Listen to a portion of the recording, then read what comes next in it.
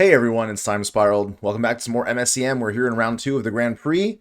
We've got a little blank here facing off against FrogMaker. It's going to be, honestly, I'll have to do a quick check real quick. Obviously, the starting hands will tell us what our players are packing, but it looks like we've got a lovely blue-black. Is this the Chigao egg list? Yeah, that's always nice to see. And then Frog seems to be on a similar list. Is this going to be this is almost mirror match. All right. I don't think it's exactly the same. Looking at a quick deck list here. No, so not exactly the same, but some similar play styles. So, you know the usual. We're going to mouse over a bunch of cards. Looks like there's a few mulligans going on here. So, Council of Shards, I'll give you the chance to just pause and look at these cards like I said. We've got Stolen Cash, Vibrant Rapture, Cradle of Corruption, Cleanup Crew, probably going to come up pretty early here, and a Shardstone Rift. Over on Alittleblanks, we've got Death of the Author, Murmuring Falls, and a Swamp as our lands. We've got the Egg of Avarice here. We have Pestilent Scavenger and the Expose that we're firing off. So there is other art for this card. Just seems to be that the player base loves running the Waffle Thief Cat version from the cat lair that was made a while ago. So you name a color, target player reveals a card. So obviously, you know, we're naming black, and lets us hit pretty much what we want here. So we took out the Council of Shards. Now we have a few seconds we can read. It's a 3/3 for 3. You sack a creature, each opponent loses a life, you gain a life. If you sack 2, you draw a card. If you sack 3, you can exile a creature or planeswalker, and it's a legendary artifact creature droid cleric. Drew into a Duress. I don't know why we randomly reveal the card, but I think that's just a mistake here. There we go. Duress is going to hit Egg of Avarice or Death of the Author. I would imagine we go after Egg. Seems to be a pretty key part of Alittleblank's deck, and taking it out means that... oh, nope. All right, we're going for Death. I guess you're protecting your stuff in your hand as well now that your opponent's seen it, and Death being able to hit 2 cards, I guess, with the Agonize mode probably is correct then. Oh, there is, you know, Stolen Cash. So Vibrant Rapture deals with a lot of things. Okay, I understand. Yep. Okay, well, we drew into an Expose. So, you know, it's going to be a lot of hand attack firing back and forth before one of the boards manages to settle in and get their game plan going. So we've got the second land here. It's going to lose life because we're not at 2 basic lands yet. So Scavenger could fill the yard. It's a 1/1 Death Touch, and it's a May. You don't always have to mill if you don't want to. And then, of course, Egg of Avarice lets you sacrifice creatures, lets you search your library for a creature card with mana value exactly 1, put onto the battlefield, then shuffle. So we're running out the Egg. That gives the chance to play either Shardstone Rift or the tapped Cradle here. Obviously, the earlier that Cradle comes out, the more likely it is to function. So the way it works is whenever a creature dies, you put a creation counter on Cradle, and then tap, you remove 10 of them, and sacrifice Cradle, put up to 2 target creature cards from graveyards onto the battlefield under your control, activate only as a sorcery. These are banned in MSEDH or Commander format because it's so easy to have those triggers, but they're still currently playable in MSCM. So it, and especially its green cousin El Rayan, which I can just fetch up for you real quick. You might have seen it in a previous one. This one is remove 10 and untap all lands target player controls. Yeah, they do a lot. Okay, so 2 mana here. We're running out Cleanup Crew and perhaps Cleanup Crew 2. Oh, okay, there we go. So Cleanup Crew is a 1/1 sack a creature, surveil 1. So both are on the field here. Dirty job, someone has to do it. So it's a good way of, you know, filling that yard quite quickly. We drew into a Volatile Stonework. This is the full art version from one of our secret layers. So 1/1 haste that when it enters, you pick a creature or planeswalker an opponent controls, and when it dies, it deals 4 damage to that creature or planeswalker. So I mean, one thing you could do is, you know, run out Volatile, name Cleanup Crew, or well, you would choose it and then force the block, but I don't really think that's what you're doing here. Yeah, we're using Egg. We're sacrificing Pestilent Scavenger now that it's put some cards in the bin. Let's give a quick look at them. It looks like it was a bunch of Death of the Authors, a Shrine. Yeah. Another Pestilent Scavenger. So we're going to go for a 1-mana creature here. What do we got packing in the deck? There's a lot. There's Ambitious Necromancer, Crypnar, Chromeleon, Lumberjacks, Sidraxis Trepanator. There's a few picks here. Okay, there's the Lumberjacks. It's a 1/1 that when it dies, you mill 4 cards and you bring back a land card from your graveyard to your hand. So we're doing Death of the Author. Of course, we're keeping track of what the opponent has in hand. So we know that there is the Vibrant Rapture. We hit the Rapture. Lumberjacks gets gutted here and mill 4, and then we got a land card from our graveyard back to our hand. Looks like we got a Wayfarer Shrine. And then, yep, pretty decent. All right, cleanup crew's coming in, hitting for a few points of damage. Stolen Cash here is going to be the, I would imagine, gain control of target artifact until end of turn. You untap it, it gains haste until end of turn mode. There's also create a gold or create a clue token. We're going to use Egg of Avarice, going to sacrifice one of the cleanup crews, and Frog is going to go looking for a 1-mana creature of their own. And yeah, the fact that Stolen Cash, pardon me, is not choose 1, it's choose 2 is quite good. So refunding with the gold is quite good, honestly. Situational, but solid. So we found Departed Evangel. It's a 2/2 that can't block, and as an additional cost to cast it, you have to pay 1 life. So, you know, cheating it in, you don't have to get it. And you can just cast it from the graveyard if a creature died this turn, including itself. So it can do some really gross things with sack a creature, surveil 1, right? As long as you got mana, you can keep casting it back and forth. Looks like we're drawing into more expose, honestly. But if we're paying attention, we know that there's nothing left in the opponent's hand. So Volatile Stonework names Cleanup Crew. So if it dies, it'll deal 4 damage to the... Oh, hold up.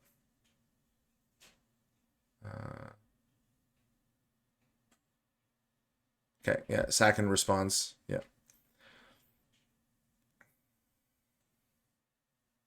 Alrighty. Egg of Avarice. This is cool. Egg decks are cool. So we got Ambitious Necromancer. We fire off Expose Black. It's not going to hit anything, but because an opponent was targeted with the spell you control, you get to bring back a creature card with mana value 3 or less from your graveyard to the battlefield. So we're just going to bring back, it looks like we're bringing Treacherous Warden in, which I think is the biggest creature that this deck runs here in the main board. It's a 3/1 for 3. When it enters, you get to put any card into your graveyard from your library. And whenever a creature enters from your graveyard, each opponent loses 2 life, you gain 2 life. So, pretty good. And the art on it is very solid. I don't remember exactly the Jumpstart pack that we added this to. I think it was just the Unearthed pack, but I don't remember what we actually called it. I would have to go check the swamps. But yeah, Demon Warlock Soldier too. So some relevant creature types here. Firing off the Expose once more, just to get the other Treacherous Warden from the graveyard. So now it's going to start, bleeding pretty heavily. So much bigger drain here. So 4 life, 4 life. And they're still 3/1s, so, they're solid. And it's really cool that when they enter, you get to go fetch a card from the graveyard, from your library and put it into your graveyard, because you can just keep putting Treacherous Wardens in, How many Treacherous Wardens are we running? I believe it's 3 in the deck. So I'll have to put the graveyard here so we can keep an eye on what's going on. Looks like we went to get a Crypnar, which is a nice card to go put in here. It's a 1/1 Menace Haste Decayed. At the beginning of combat on each of your turns, if you've got 3 or more creature cards in your graveyard and have not controlled a creature named Crypnar this turn, it comes back from your graveyard to the battlefield, and you'll never get more than 1 because of how that condition is written. But yeah, that's a 4 damage life swing here with these Treacherous Wardens, and then it's a menace, so it can't be blocked anyway by Evangel, but even if it could block, and then because of Decayed, it goes back to the yard. So every turn will be draining for 4 and then a 5th point of damage, which is pretty solid for this little guy from Toll Midnight. Vibrant Rapture, though, is also pretty good here. It deals pretty well with everything that's on Alittleblank's board, so, attacking for 2.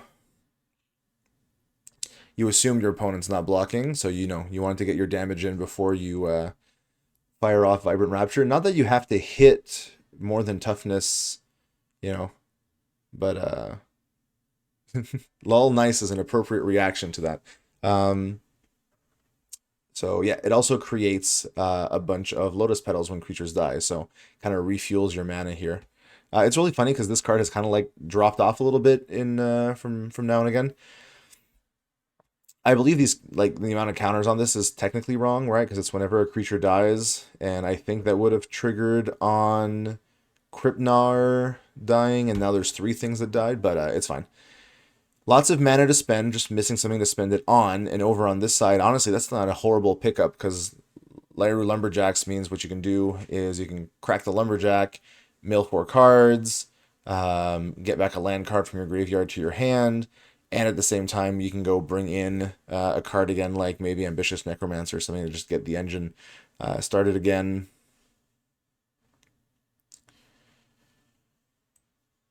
Something that can help you put on some pressure, or at least block the Evangel. So we'll see what gets picked up here. 4 counters here on Cradle of Corruption. Not the original art. This is once again, a layer 1. But I do quite like this modern take on Cradle of Corruption. All right, let's see what gets brought out. Quick check again on the deck list. Necromancer, Scavenger, yeah, I mean, that, in my opinion, Necromancer is not horrible because that's the one that's most likely, but cool. Actually, I'm happy to see Ashfeaster Ghouls as well. It's a fun little card. You can remove counters from things, so I love that we're paying 3, I think, here, and just removing 3 counters off of Cradle of Corruption. The amount of like little things that remove a counter from a permanent I'm happy that it's being like attempted and played with, because that's the reason I designed this in the first place. So from eating walkers to creature lands to taking out creation counters, I'm happy that the little zombie that could is doing some work. But meanwhile, it still has to deal with Departed Evangel Beats. That 20 life is going to be really important. It just gives you a lot of breathing room. Like, for sure, just drawing lands here is definitely not what you want. But you can always use Egg of Avarice, sacrifice if you really need to. Go find something else.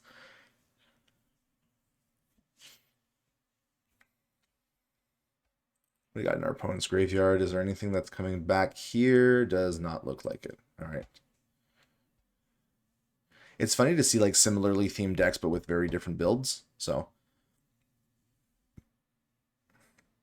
probably a little bit of thinking here from Alittleblank. You can always hold the land if you're not using it and bait your opponent into using a hand attack. Because we know that Frog is playing Duress. I think that's the only one actually in the main board. So it looks like it's Duress, just for Duress. Okay, there's Stolen Secrets and Thieveries in the sideboard. It's, wow, rare to see Thievery. I'm actually kind of happy to see that card. It's been a while.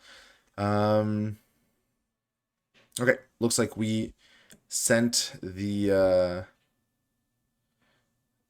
Ashfeaster Ghoul to the yard. We got a volatile stonework here. We're picking a Departed Evangel, which means that, you know, when it dies, we can destroy it, and then your opponent has to pay for it. And with 7 life, there's a limited amount of times that can happen. We get 2 attacks off here, so it's going to be 2 points of damage. Yeah, I actually kind of like that. A haste 1/1 against a creature that can't block. I mean, you're at 20, your opponent's at 5. Wayfarer's Shrine here is not great. You can't crack it without going to 4. Taking 4, you're at 16. It's a clock, but it's a slow clock compared to, now we're at, what, 2 points of damage? Depends on what we draw here as well. Chromeleon is nice. Because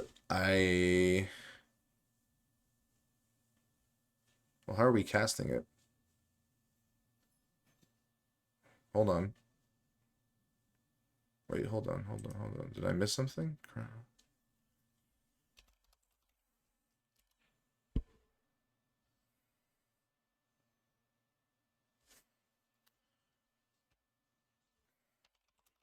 That's a shame.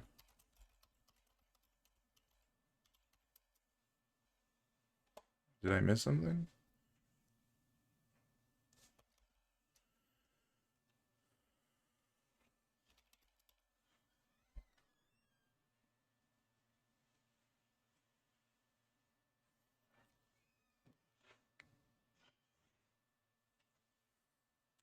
That's a judge call, unfortunately.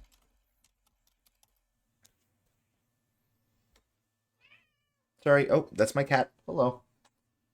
She was not happy that I said hello to her. That's okay. We love you, Nikki. Nikki's our oldest. I guess we can go into a little bit of my cat history here while we wait for the judge call to resolve.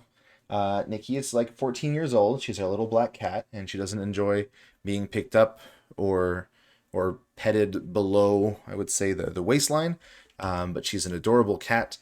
She likes being in proximity to her humans. She doesn't like much of the other stuff.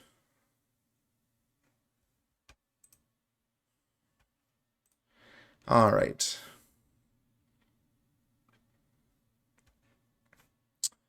All right, our players are resolving the judge call there, so um, hopefully it shouldn't be too long. It's a pretty should be a pretty quick rewind, I believe. Now, I'm not a judge, as we say.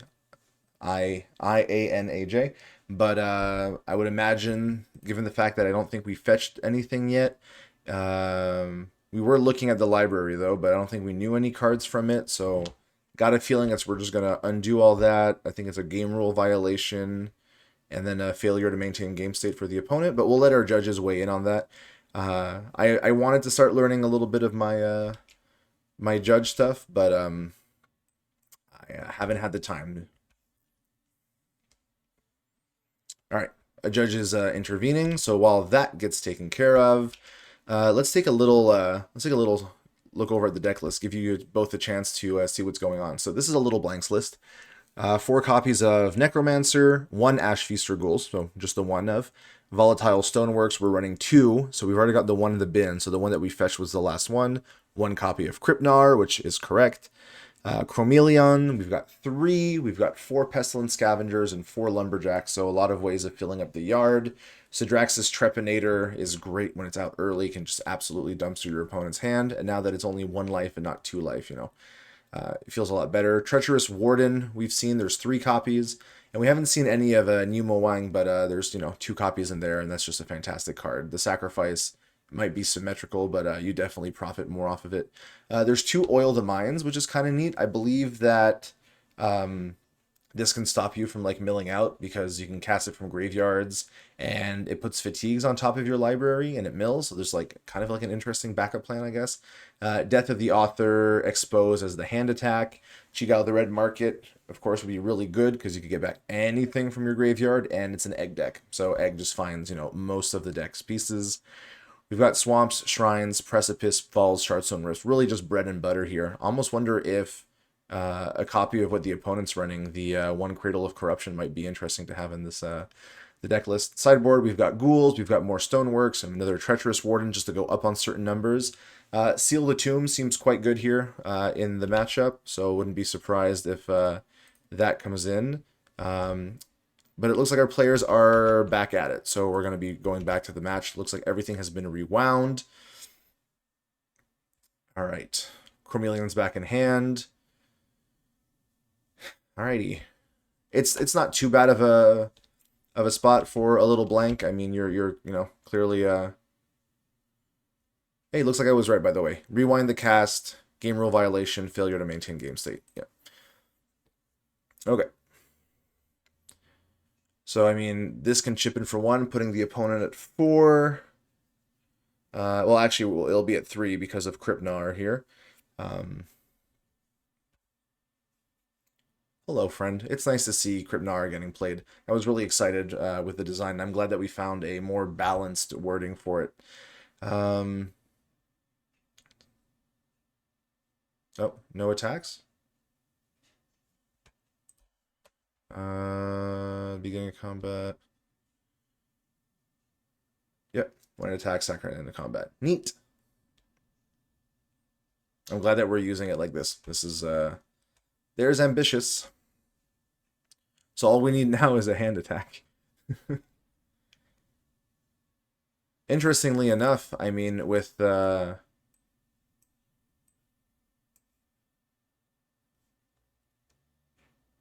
hold up, what happened here? Taps, Krypnar. Oh, it was Death of the Author. Okay, okay, okay. I keep forgetting the Death of the Author has Agonize. So yeah, sorry. The Deaths of the Author are playable from the yard. I remember was like thinking, yeah, Ambitious Necromancer is good. It's because, you know, Death of the Author is here. Here comes the Treacherous Warden, 2 and 2. Oof, starting to get really tight here. And there's the other Death of the Author. Obviously, you can name whatever you want.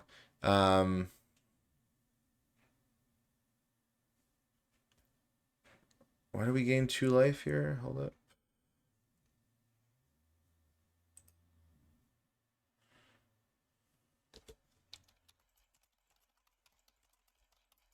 I just have to check a few things. Why do we gain 2 life?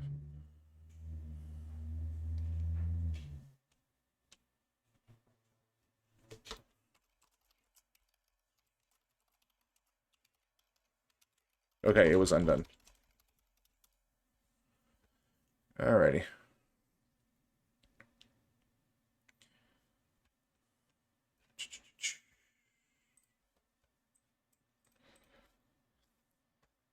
So there we go. I mean, obviously, we're just firing these off to get stuff back.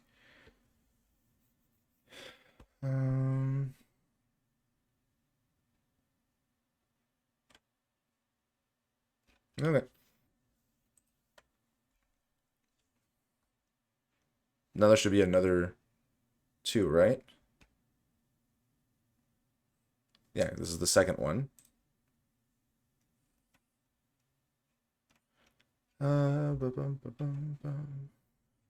Because it was Treacherous Warden entered from the graveyard.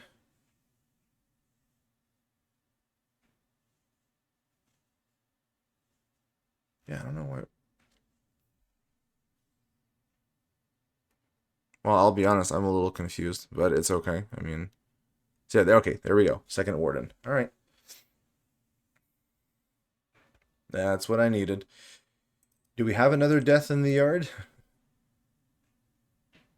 No. But, you know.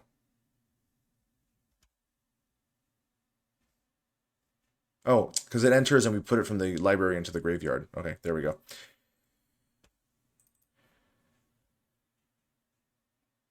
And yeah. That's the third. So that should be another sack and res for another 2 damage. Phew. Honestly.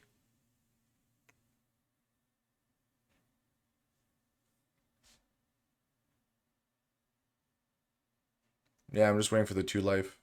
All right, there we go. Pieces, pieces, pieces. All right, let's go and check out those deck lists again. We were just talking about since your opponent's also kind of running a recurring deck, Seal the Tomb is always great. Not sure Engrave is what you want here, but Enterpraxia's Endeavors and Seal the Tombs, I'm assuming, are going to come in.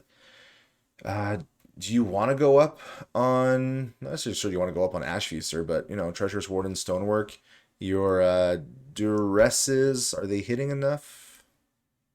Yeah, I mean, they're hitting quite a few things. Meanwhile, your opponent also is running Seal the Tomb, so I'm assuming that's going to come in. Thievery hits a lot, not sure if it's going to come in. Stolen Secrets can definitely target certain things. Metal Munch for dealing with the egg, I would imagine, might come in. It's kind of funny how both of them are on Egg of Avarice here. So, yeah, I mean, that seems reasonable. They're both, as I said, egg decks, just with some different builds. You can see cards like Cunning Cephalomancer here. Gives you up and some draws. The Cleanup Crew package with Evangel. Vampire Partaker. I don't believe I've ever seen this played. So one that can't block, you sack a creature, put a counter on it. You gain a life, activate only as a sorcery. Very interesting. You can't get it with Egg, though. Council of Shards we saw, and then a Voidbringer. If you would draw a card while your library has no cards in it, you win the game instead. Okay.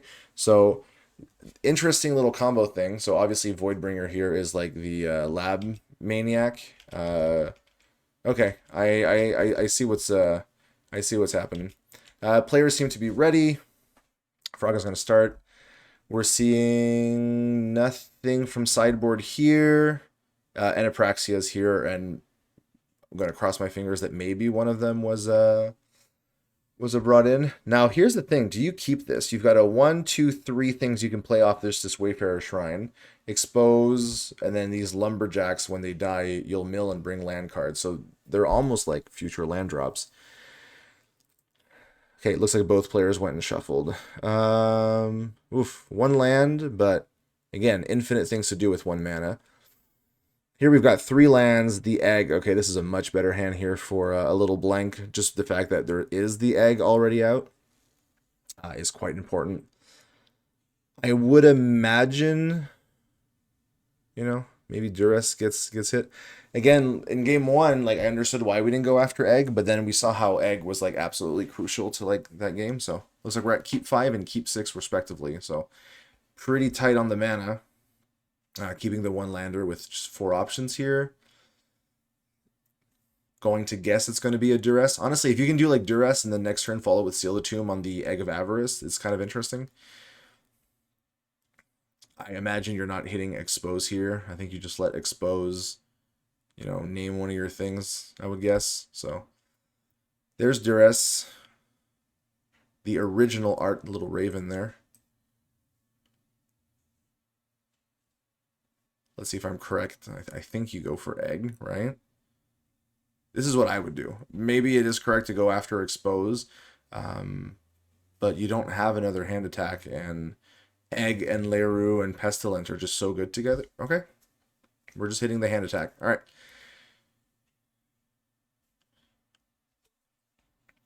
I guess you got to protect what you've got as well. I get it. Your opponent's going to run out. Oh, well, there's Death of the Author. See, that's kind of rough, but at least Death of the Author is harder to use without having first looked at your opponent's hand.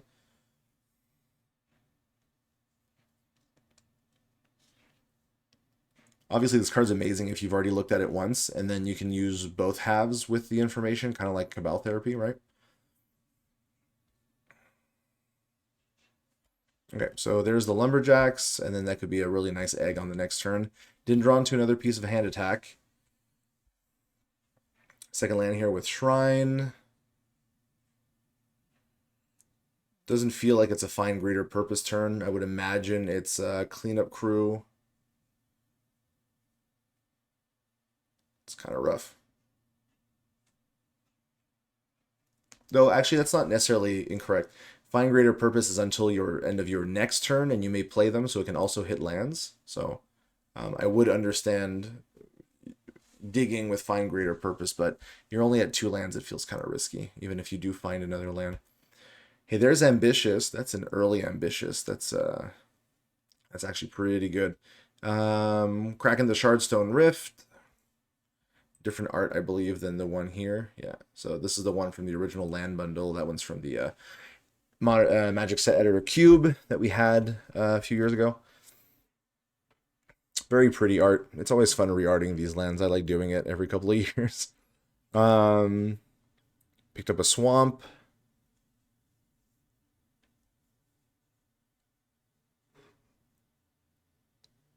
All right. I would imagine it's an egg turn. Your opponent's kind of like holding up the red, so it's kind of like, hey, there's Metal Munch. So like I understand maybe naming. Okay, Vibrant as well, yeah. Vibrant is definitely something that sweeps your board, so no hit here.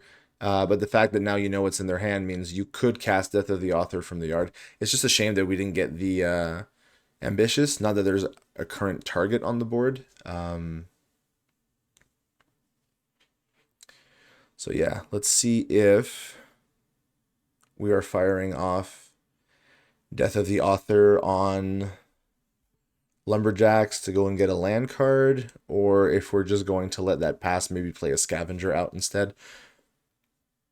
Your opponent doesn't have removal in hand, so maybe you run out an early Necromancer, and then you can more easily use Egg on the following turn, combined with Death of the Author.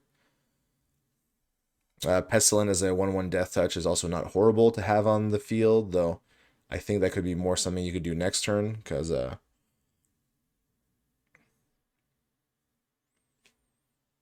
no, looks like we're passing. Interesting. Drew Vampire Partaker. That's sorcery speed. Okay. I mean, you know they have seal, so filling your yard isn't necessarily correct. And but ambitious early wouldn't be horrible. Okay, well,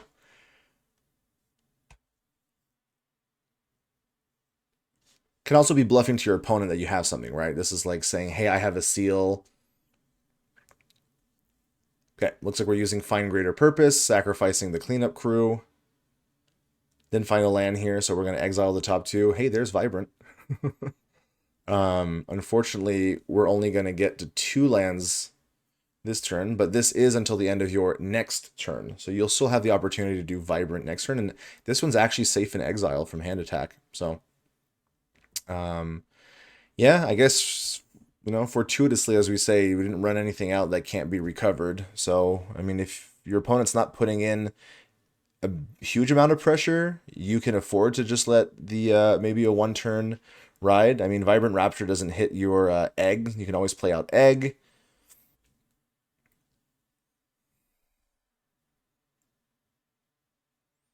Mm-hmm.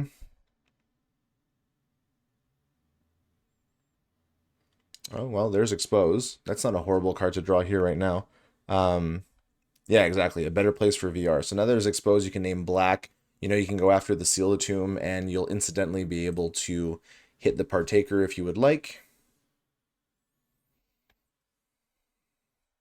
Man, it's really wild. I've never seen this card before today. All right, so we hit the Seal. Yeah, Vampire Partaker isn't like particularly threatening right now. Your opponent's not going to run it out with Vibrant Rapture in the exile. But you didn't find a third land, so you're not dropping an egg, and I don't think you're running either of these to give your opponent more Vibrant Rapture Lotuses. So I think you might as well go to combat, chip in for 1.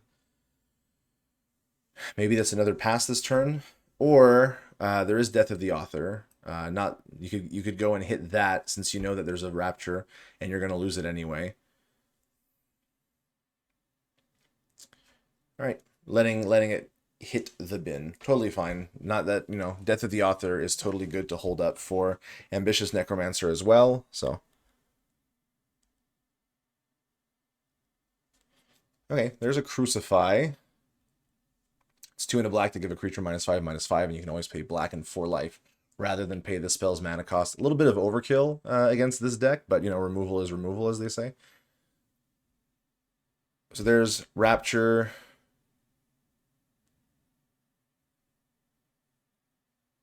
Okay, so gets a Lotus Petal. Here we mill. Uh-oh.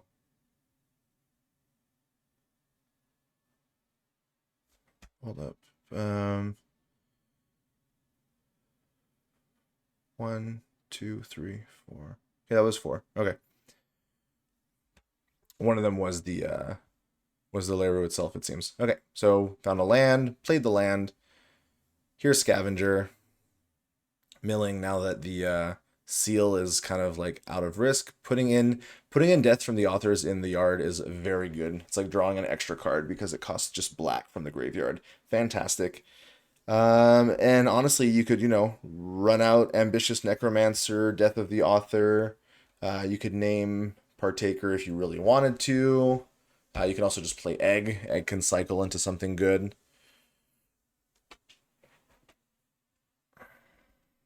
So in response to Egg, we are crucifying the Pestilent Scavenger. Cost 4 life, but, you know. Okay, well, Vampire Partakers, here they are.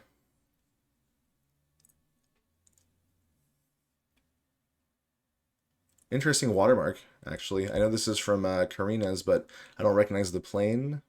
Well, I guess it's Usona, maybe? No, that's probably a person who offers a trade-off to my students. Secrets are easy to get, but yeah, I don't know. I'll have to ask Cajun a little more about the watermarks with this like lovely skull here. I don't recognize it too much. Yeah, Frog's not in a great position. 9 life. Most of your deck is in your yard here. Partakers by themselves aren't probably going to cut it. Volatile Stonework is pretty solid here. We choose Partakers. Partakers can't block in the first place. The life could matter if we can find some stuff to do with it, but okay. So popping Stonework blows it up. Are we getting an ambitious Necromancer? And then we're going to do drop a Lumberjack, Agonize, bring back Warden. Like, there's a lot of stuff we can be doing to punish the opponent here. Does Frog have anything in the yard that can be useful right now? No, doesn't look like it. Solidly in the, as we say, the pilot seat here. Okay, so there's the ambitious. I think that makes sense knowing what was in the deck. I would imagine we run out Lumberjack and we would use Death of the Author on that. We have the mana for it. You could also play out your second ambitious Necromancer and get back 2 things, but then you wouldn't have obviously the Death of the Author. Okay, pass the turn. That's fine. Your opponent's in a bit of a pickle here. These aren't necessarily cards that are going to do much. But hey, everything's going to be on the field, so death isn't going to hit anything. Not that you were likely naming either of these cards. You didn't exactly see them, so. Yeah. We can also be bringing back Volatile Stonework and doing gross things, so. And remember, there's 2 in the yard, right? So that's... If actually we do black to play out this ambitious Necromancer, we'll be able to bring back... like Warden, Volatile Stonework, the 2 Scavengers on the following one. There's a lot of cool stuff we can do. And okay, so we're firing off Lumberjack here. That's 4 cards. We're going to get back one of the lands to our hands. Alrighty. And now the question. Okay, so we're going for a second. Are we doing the third? Are we doing the trifecta of Necromancers? All right, looks like we are. Okay, so Death of the Author. But that would trigger because whenever an opponent becomes the target of a spell. Naming Seal, but obviously there's nothing there. All